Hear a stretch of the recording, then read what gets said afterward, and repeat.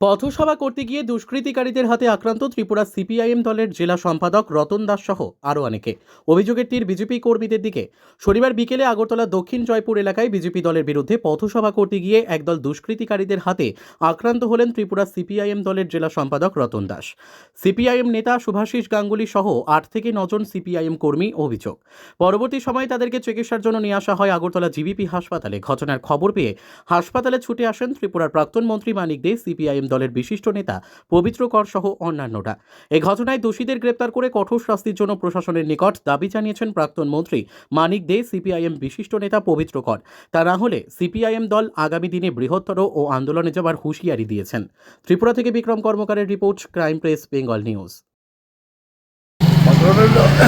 আগরতলা শহরে পার্টির উদ্যোগে বিভিন্ন যে স্থানীয় সমস্যাগুলো, রাস্তা, জল, বিদ্যুৎ, আগরতলা মিউনিসিপ্যালিটিতে মশার উপদ্রব, এগুলো নিয়ে সিদ্ধান্ত আছে স্থানীয় ভিত্তিতে বিভিন্ন ওয়ার্ডে আমরা জনগণকে সঙ্গে নিয়ে মিটিং করা এবং মিউনিসিপ্যালিটির রিপোর্ট শুনি।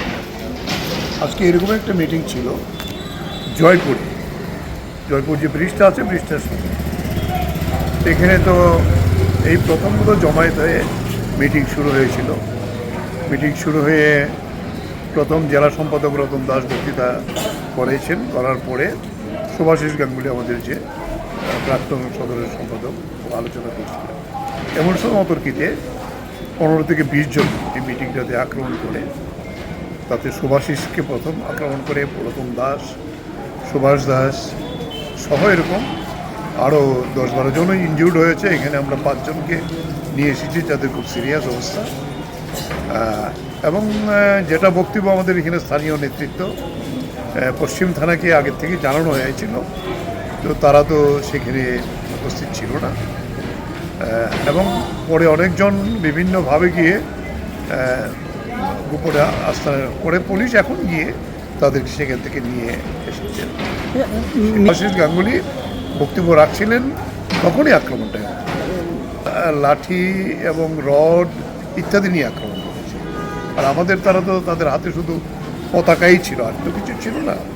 আপনারা কতজন আহত হয়েছে? এখন 10 থেকে 12 জন। হসপিটালে প্রাথমিকভাবে ছেড়ে দিয়েছি 4-5 জনকে, আর 5 জন এখানে আছে। IGM দেখানোর পরে তারা এখান থেকে রেফার করেছে ট্রমা সেন্টারে।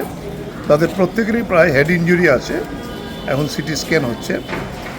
অনেকের বুকে ব্যথা পেয়েছে, হাতে হয়েছে, এবং এরপরে বোঝা যাবে তারা হাসপাতালে অ্যাডমিট থাকতে হবে কিনা। কি বলবেন? তাদের তো ইলেকশন লাগে না। এখন যে মানুষ যেভাবে আমাদের পক্ষে বেরিয়ে আসছে বিভিন্ন জায়গায়, প্রায় এখন পর্যন্ত আগরতলা শহরে 10 থেকে 12টা ডেপুটেশন হয়েছে। লেকচুবনি বাজারের আক্রমণকে ভিত্তি করে আমরা 6 থেকে 7 দিন বিভিন্ন জায়গায় মিছিল আমরা সংগঠিত করেছি। তাতে মানুষ যেভাবে, সাধারণ মানুষ বেরিয়ে এসছে তাদের সন্ত্রাসের ভেড়াচালকে ভেদ করে, এইটা কিন্তু তাদের সহ্য হচ্ছে না। এটাই মূল কারণ। তাদের তো জমিদারি, এটা তারা ছাড়া আর অন্যরা কেন করবে, এটা মনে হচ্ছে আর কি আমরা সাধারণ কথাতে। কিন্তু আমরা বলবো, যারা আক্রান্ত হয়েছে তারাও বলছে।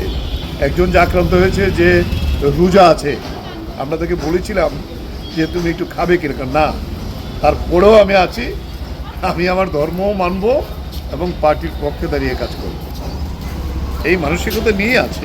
তবে এই আক্রমণ করে প্রতিহত করতে পারবে না সিপিআইএমকে।